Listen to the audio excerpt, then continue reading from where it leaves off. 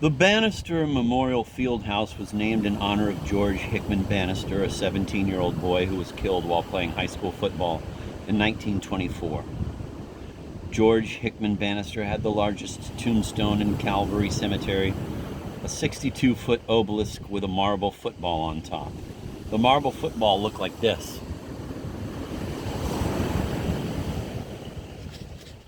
Football was a war game. Two opposing teams fought over the ball while wearing armor made out of leather and cloth and plastic. George Hickman Bannister was killed while trying to get a hold of the ball on Thanksgiving Day. Thanksgiving Day was a holiday when everybody in the country was expected to express gratitude to the creator of the universe, mainly for food. George Hickman Bannister's obelisk was paid for by public subscription, with the Chamber of Commerce matching every $2 raised with $1 of its own. It was for many years the tallest structure in Midland City. A city ordinance was passed which made it illegal to erect anything taller than that, and it was called the George Hickman Bannister Law. The ordinance was junked later on to allow radio towers to go up.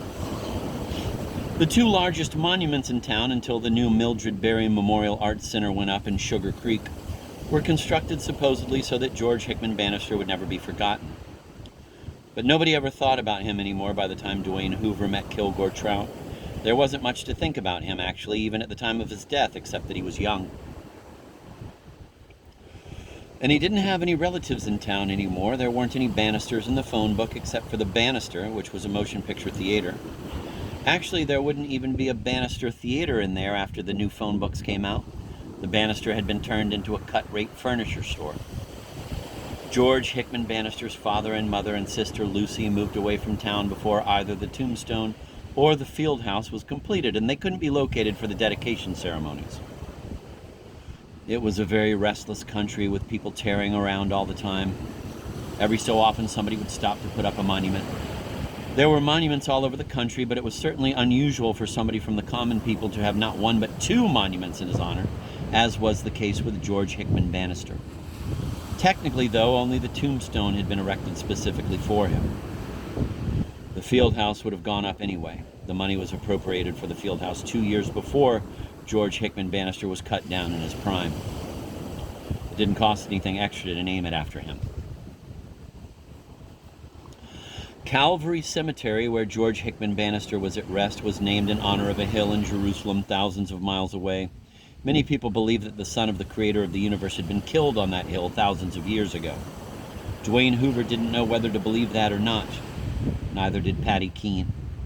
And they certainly weren't worrying about it now. They had other fish to fry.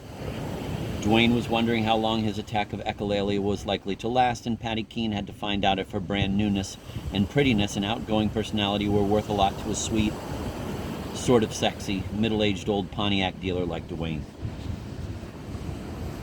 Anyway, she said, it certainly is an honor to have you visit us, and those aren't the right words either, but I hope you know what I mean. Mean, said Dwayne. Is the food all right? She said. All right, said Dwayne. It's what everybody else gets, she said. We didn't do anything special for you. You, said Dwayne. It didn't matter much what Dwayne said. It hadn't mattered much for years. It didn't matter much what most people in Midland City said out loud, except when they were talking about money or structures or travel or machinery or other measurable things. Every person had a clearly defined part to play. As a black person, a female high school dropout, a Pontiac dealer, a gynecologist, a gas conversion burner installer. If a person stopped living up to expectations because of bad chemicals or one thing or another, everybody went on imagining that the person was living up to expectations anyway.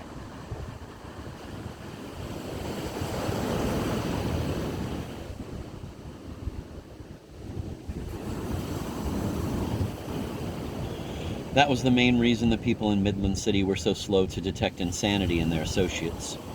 Their imaginations insisted that nobody changed much from day to day. Their imaginations were flywheels on the ramshackle machinery of the awful truth.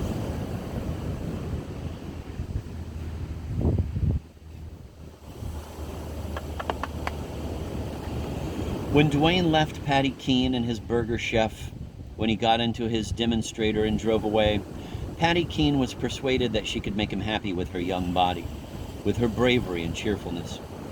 She wanted to cry about the lines in his face and the fact that his wife had eaten Drano, and that his dog had to fight all the time because it couldn't wag its tail, about the fact that his son was a homosexual. She knew all those things about Dwayne. Everybody knew those things about Dwayne.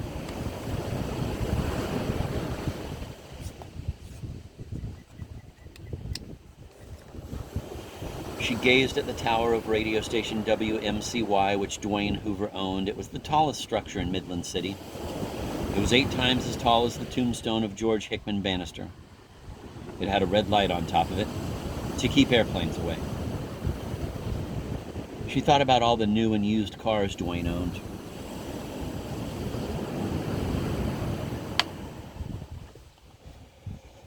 Earth scientists had just discovered something fascinating about the continent Patty Keene was standing on.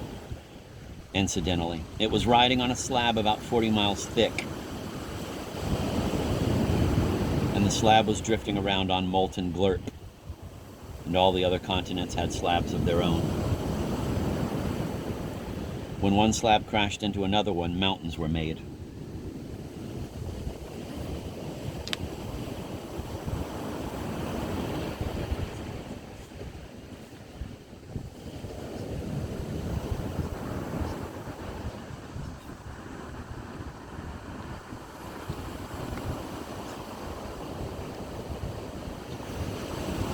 The mountains of West Virginia, for instance, were heaved up when a huge chunk of Africa crashed into North America. And the coal in the state was formed from forests which were buried by the crash. Patty Keene hadn't heard the big news yet. Neither had Dwayne, neither had Kilgore Trout. I only found out about it day before yesterday. I was reading a magazine and I also had the television on. A group of scientists was on television saying that the theory of floating, crashing, grinding slabs was more than a theory. They could prove it was true now, and that Japan and San Francisco, for instance, were in hideous danger because that was where some of the most violent crashing and grinding was going on. They said, too, that ice ages would continue to occur. Mile-thick glaciers would, geologically speaking, continue to go down and up like window blinds.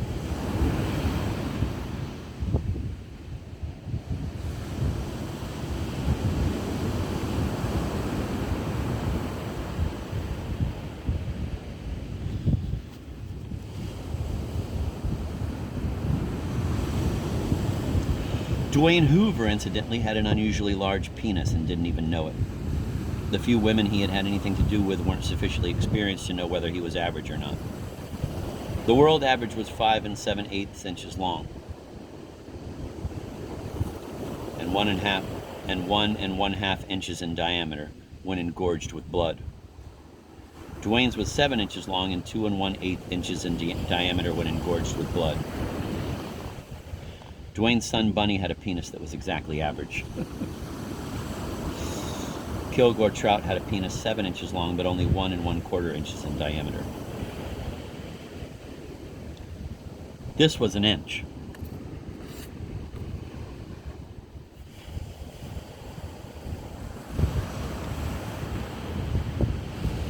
Harry LeSabre, Dwayne's sales manager, had a penis 5 inches long and 2 1/8 inches in diameter. Cyprian Okwindi, the black physician from Nigeria, had a penis 6 7/8 inches long and 1 3/4 inches in diameter. Don Breedlove, the gas conversion unit installer who raped Patty Keene, had a penis 5 7/8 inches long and 1 7/8 inches in diameter. Patty Keene had 34-inch hips, a 26-inch waist, and a 34-inch bosom. Dwayne's late wife had 36-inch hips, a 28-inch waist, and a 38-inch bosom when he married her. She had 39-inch hips, a 31-inch waist, and a 38-inch bosom when she ate Drano. His mistress and secretary, Francine Pefko, had 37-inch hips, a 30-inch waist, and a 39-inch bosom.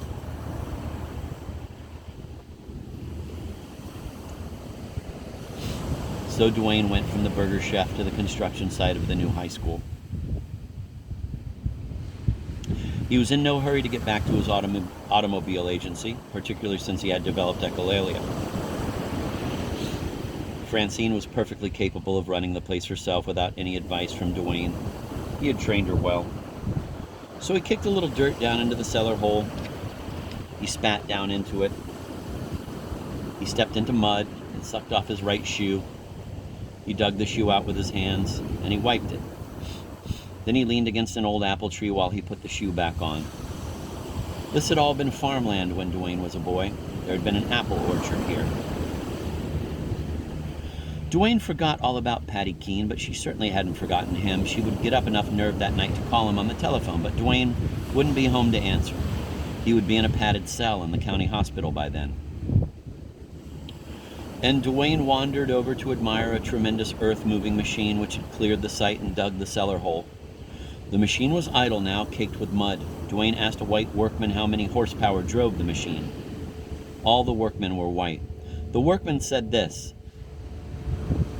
"I don't know how many horsepower, but I know what we call it." "What do you call it?" said Duane, relieved to find his echolalia was subsiding. "We call it the 100 nigger machine," said the workman. This had reference to a time when black men had done most of the heavy digging in Midland City. The largest human penis in the United States was 14 inches long and 2.5 inches in diameter. The blue whale, a sea mammal, had a penis 96 inches long and 14 inches in diameter. One time, Duane Hoover got an advertisement through the mail for a penis extender made out of rubber. He could slip it over the end of his real penis, according to the ad, and thrill his wife or sweetheart with extra inches. They also wanted to sell him a lifelike rubber vagina for when he was lonesome.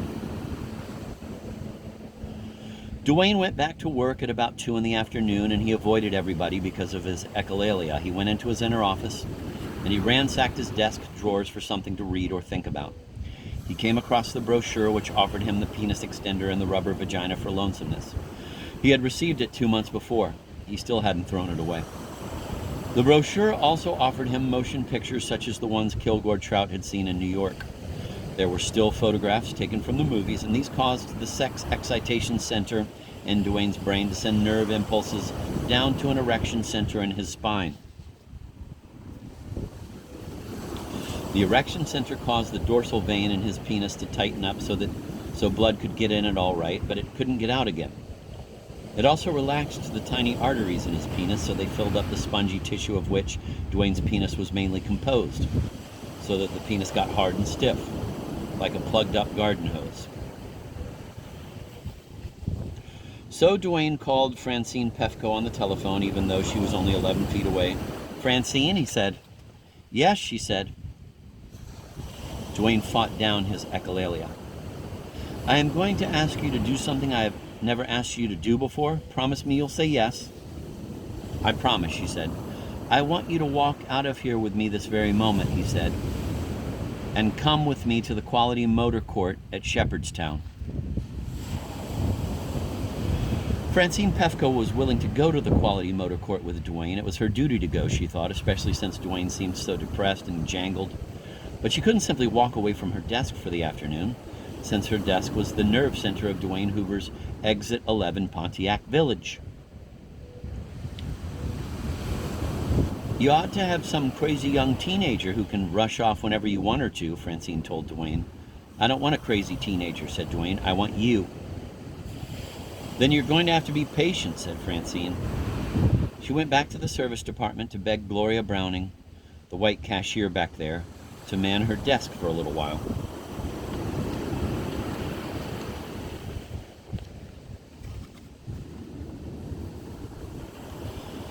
Gloria didn't want to do it. She had had a hysterectomy only a month before at the age of 25, after a botched abortion at the Ramada Inn down in Greene County on Route 53, across from the entrance to Pioneer Village State Park.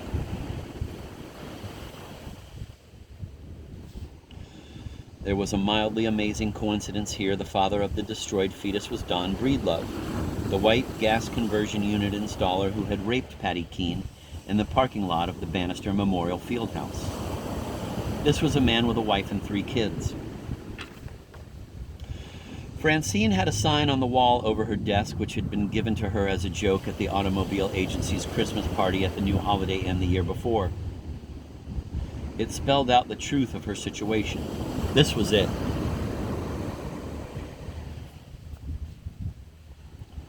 Gloria said she didn't want to man the nerve center. "I don't want to man anything," she said. But Gloria took over Francine's desk anyway. "I don't have nerve enough to commit suicide," she said, "so I might as well do anything anybody says in the service of mankind."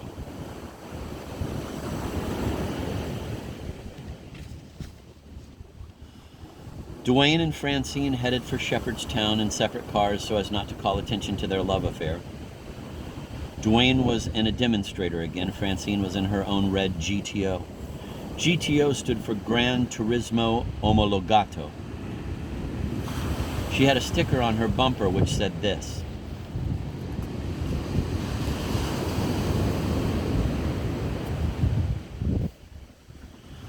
It was certainly loyal of her to put that sticker on her car. She was always doing loyal things like that, always rooting for her man, always rooting for Duane. And Duane tried to reciprocate in little ways. For instance, he had been reading articles and books on sexual intercourse recently. There was a sexual revolution going on in the country, and women were demanding that men pay more attention to women's pleasure during sexual intercourse and not just think of themselves. The key to their pleasure, they said, and scientists backed them up, was the clitoris, a tiny meat cylinder which was right above the hole in women where men were supposed to stick their much larger cylinders. Men were supposed to pay more attention to the clitoris, and Duane had been paying a lot more attention to Francine's, to the point where she said he was paying too much attention to it. This did not surprise him. The things he had read about the clitoris had said that this was a danger, that a man could pay too much attention to it. So driving out to the Quality Motor Court that day, Duane was hoping that he would pay exactly the right amount of attention to Francine's clitoris. Kilgore Trout once wrote a short novel about the importance of the clitoris in lovemaking. This was in response to a suggestion by his second wife, Darlene, that he could make a fortune with a dirty book. She told him that the hero should understand women so well that he could seduce anyone he wanted. So Trout wrote The Son of Jimmy Valentine. Jimmy Valentine was a famous made-up person in another writer's books, just as Kilgore Trout was a famous made-up person in my books. Jimmy Valentine, in the other writer's book, sandpapered his fingertips so that they were extra sensitive. He was a safe cracker. His sense of feel was so delicate that he could open any safe in the world by feeling the tumblers fall. Kilgore Trout invented a son for Jimmy Valentine named Ralston Valentine. Ralston Valentine also sandpapered his fingertips, but he wasn't a safe cracker. Ralston was so good at touching women the way they wanted to be touched that tens of thousands of them became his willing slaves. They abandoned their husbands or lovers for him, in Trout's story, and Ralston Valentine became president of the United States thanks to the votes of women.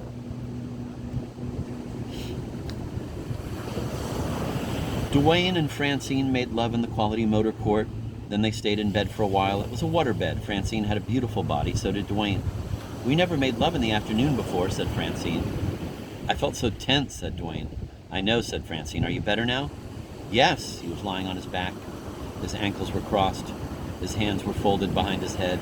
His great wang lay across his thigh like a salami. It slumbered now. "I love you so much," said Francine. She corrected herself. "I know I promised not to say that, but that's a promise I can't help breaking all the time." The thing was, Duane had made a pact with her that neither one of them was ever to mention love. Since Duane's wife had eaten Drano, Duane never wanted to hear about love ever again. The subject was too painful. Duane snuffled. It was customary for him to communicate by means of snuffles after sexual intercourse. The snuffles all had meanings which were bland. "That's all right. Forget it. Who could blame you?" And so on. "On Judgment Day," said Francine, "when they ask me what bad things I did down here, I'm going to have to tell them, well, there was a promise I made to a man I loved and I broke it all the time. I promised him never to say I loved him." This generous, voluptuous woman who had only $96.11 a week in take-home pay had lost her husband, Robert Pefko, in a war in Vietnam. He was a career officer in the Army. He had a penis 6 1/2 inches long and 1 7/8 inches in diameter. He was a graduate of West Point, a military academy which turned young men into homicidal maniacs for use in war.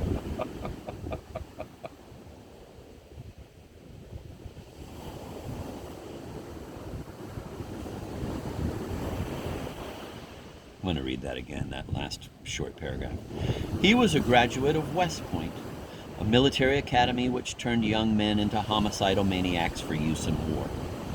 Francine followed Robert from West Point to parachute school at Fort Bragg and then to South Korea, where Robert managed a post exchange, which was a department store for soldiers, and then to the University of Pennsylvania, where Robert took a master's degree in anthropology at Army expense, and then back to West Point, where Robert was an assistant professor of social sciences for 3 years. After that, Francine followed Robert to Midland City, where Robert oversaw the manufacture of a new sort of booby trap. A booby trap was an easily hidden explosive device which blew up when it was accidentally twiddled in some way. One of the virtues of the new type of booby trap was that it could not be smelled by dogs. Various armies at that time were training dogs to sniff out booby traps. When Robert and Francine were in Midland City, there weren't any other military people around, so they made their first civilian friends. And Francine took a job with Dwayne Hoover in order to augment her husband's salary and fill her days. But then Robert was sent to Vietnam. Shortly after that, Dwayne's wife ate Drano, and Robert was shipped home in a plastic body bag. I pity men, said Francine. There in the Quality Motor Court, she was sincere. I wouldn't want to be a man. They take such chances. They work so hard. They were on the second floor of the motel. Their sliding glass doors gave them a view of an iron railing and a concrete terrace outside, and then Route 103, and then the wall and the rooftops of the adult correctional institution beyond that. I don't wonder you're tired and nervous, Francine went on. If I was a man, I'd be tired and nervous too. I guess God made women so men could relax and be treated like little babies from time to time. She was more than satisfied with this arrangement. Dwayne snuffled. The air was rich with the smell of raspberries, which was the perfume and the disinfectant and roach killer the motel used. Francine mused about the prison, where the guards were all white and most of the prisoners were black. Is it true, she said, that nobody ever escaped from there? It's true, said Dwayne. When was the last time they used the electric chair, said Francine. She was asking about a device in the basement of the prison which looked like this.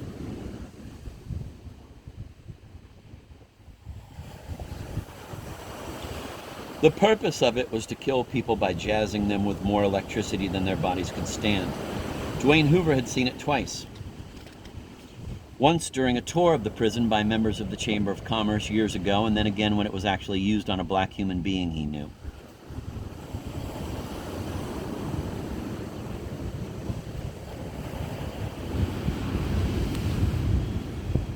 Dwayne tried to remember when the last execution took place at Shepherdstown. Executions had become unpopular. There were signs that they might become popular again. Dwayne and Francine tried to remember the most recent electrocution anywhere in the country, which had stuck in their minds. They remembered the double execution of a man and wife for treason. The couple had supposedly given secrets about how to make a hydrogen bomb to another country. They remembered the double execution of a man and woman who were lovers. The man was good-looking and sexy, and he used to seduce ugly old women who had money, and then he and the woman he really loved would kill the women for their money. The woman he really loved was young, but she certainly wasn't pretty in the conventional sense. She weighed 240 pounds. Francine wondered out loud why a thin, good-looking young man would love a woman that heavy. It takes all kinds, said Dwayne. You know what I keep thinking, said Francine. Dwayne snuffled. This would be a very good location for a Colonel Sanders Kentucky Fried Chicken franchise. Dwayne's relaxed body contracted as though each muscle in it had been stung by a drop of lemon juice. Here was the problem. Dwayne wanted Francine to love him for his body and soul, not for what his money could buy. He thought Francine was hinting that he should buy her a Colonel Sanders Kentucky Fried Chicken franchise, which was a scheme for selling fried chicken. A chicken was a flightless bird which looked like this.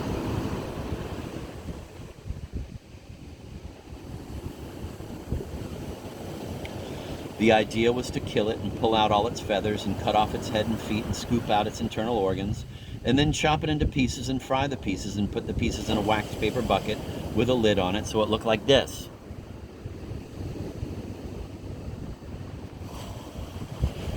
Francine, who had been so proud of her capacity to make Duane relax, was now ashamed to have made him tighten up again. He was as rigid as an ironing board. "Oh my God," she said, "what's the matter now?"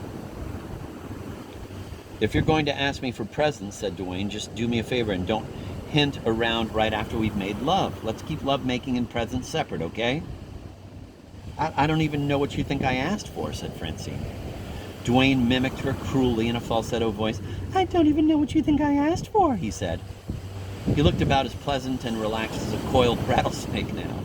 It was his bad chemicals, of course, which were compelling him to look like that. A real rattlesnake looked like this.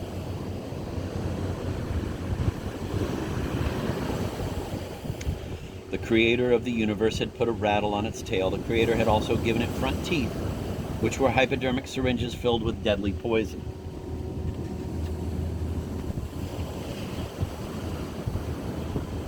Sometimes I wonder about the creator of the universe.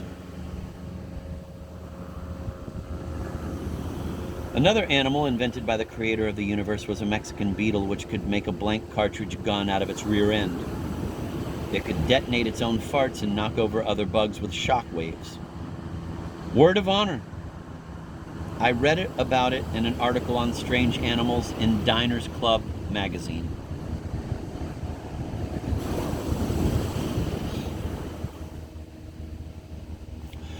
So Francine got off the bed in order not to share it with the seeming rattlesnake. She was aghast. All she could say over and over again was, "You're my man, you're my man." This meant that she was willing to agree about anything with Duane, to do anything for him, no matter how difficult or disgusting, to think up nice things to do for him that he didn't even notice, to die for him if necessary, and so on. She honestly tried to live that way. She couldn't imagine anything better to do, so she fell apart when Duane persisted in his nastiness. He told her that every woman was a whore and every whore had her price, and Francine's price was what a Colonel Sanders Kentucky Fried Chicken franchise would cost, which would be well over $100,000 by the time adequate parking and exterior lighting and all that was taken into consideration, and so on. Francine replied in blubbering gibberish that she had never wanted the franchise for herself, that she had wanted it for Duane, that everything she wanted was for Duane. Some of the words came through. "I thought of all the people who come out here to visit their relatives in prison, and I realized how most of them were black, and I thought how much black people like fried chicken," she said. "So you want me to open a nigger joint," said Duane, and so on. So Francine now had the distinction of being the second close associate of Duane's who discovered how vile he could be. "Harry LeSabre was right," said Francine. She was backed up against the cement block wall of the motel room now, with her fingers spread over her mouth. Harry LeSabre, of course, was Duane's transvestite sales manager. "He said you'd changed," said Francine. She made a cage of fingers around her mouth. "Oh God, Duane," she said, "you've changed, you've changed." "Maybe it was time," said Duane. "I never felt better in my life," and so on. Harry LeSabre was at that moment crying too. He was at home in bed. He had a purple velvet sheet over his head. He was well-to-do. He had invested in the stock market very intelligently, and luckily over the years he had bought 100 shares of Xerox, for instance, for $8 a share. With the passage of time, his shares had become 100 times as valuable, simply lying in the total darkness and silence of a safe deposit box. There was a lot of money magic like that going on. It was almost as though some blue fairy were flitting about that part of the dying planet, waving her magic wand over certain deeds and bonds and stock certificates. Harry's wife, Grace, was stretched out on a chaise lounge at some distance from the bed. She was smoking a small cigar in a long holder made from the leg bone of a stork. The stork was a large European bird, about half the size of a Bermuda urn. Children who wanted to know where babies came from were sometimes told that they were brought by storks. People who told their children such a thing felt that their children were too young to think intelligently about wide-open beavers and all that. And there were actually pictures of storks delivering babies on birth announcements, and in cartoons and so on for children to see. A typical one might look like this.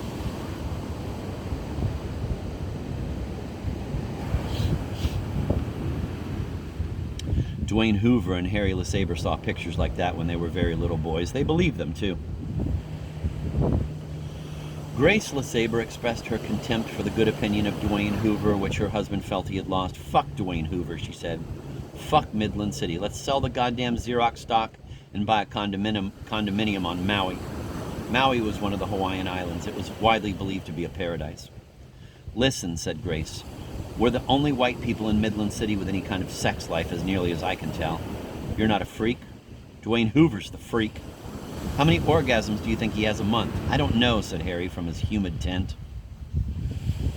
Dwayne's monthly orgasm rate on the average over the past 10 years, which included the last years of his marriage, was 2 1/4. Grace's guess was close. 1.5, she said. Her own monthly average over the same period was 87. Her husband's average was 36. He had been slowing up in recent years, which was one of many reasons he had for feeling panicky.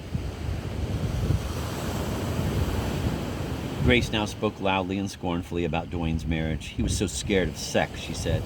He married a woman who had never heard of the subject, who was guaranteed to destroy herself if she ever did hear about it, and so on. Which she finally did, she said. "Can the reindeer hear you?" said Harry. "Fuck the reindeer," said Grace. Then she added, "No, the reindeer cannot hear." Reindeer was their code word for the black maid, who was far away in the kitchen at the time. It was their code word for black people in general. It allowed them to speak of the black problem in the city, which was a big one, without giving offense to any black person who might overhear. "The reindeer's asleep, or reading the Black Panther Digest," she said.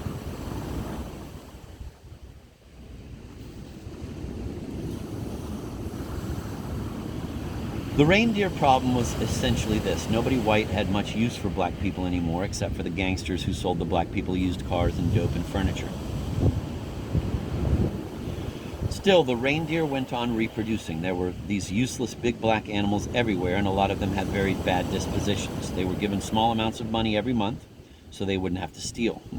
There was talk of giving them very cheap dope, too, to keep them listless and cheerful, and uninterested in reproduction.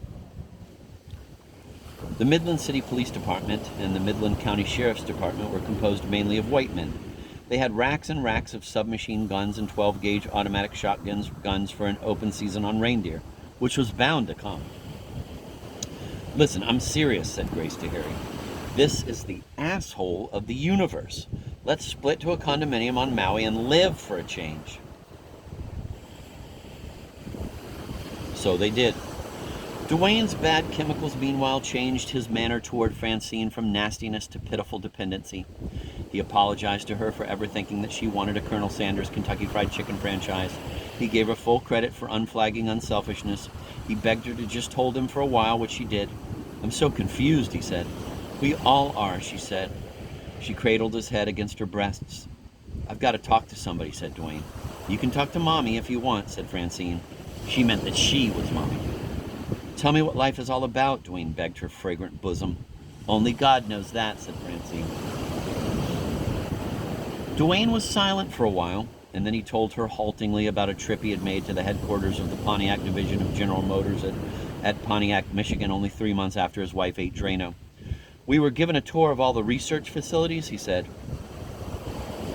The thing that impressed him most, he said, was a series of laboratories and out-of-doors test areas where various parts of automobiles and even entire automobiles were destroyed. Pontiac scientists set upholstery on fire, threw gravel at windshields, snapped crankshafts and drive shafts, staged head-on collisions, tore gear shift levers out by the roots, ran engines at high speeds with almost no lubrication, opened and closed glove compartment doors 100 times a minute for days, cooled dashboard clocks to within a few degrees of absolute zero, and so on. Everything you're not supposed to do to a car, they did to a car, Dwayne said to Francine. "And I'll never forget the sign on the front door of the building where all that torture went on." Here was the sign Dwayne described to Francine.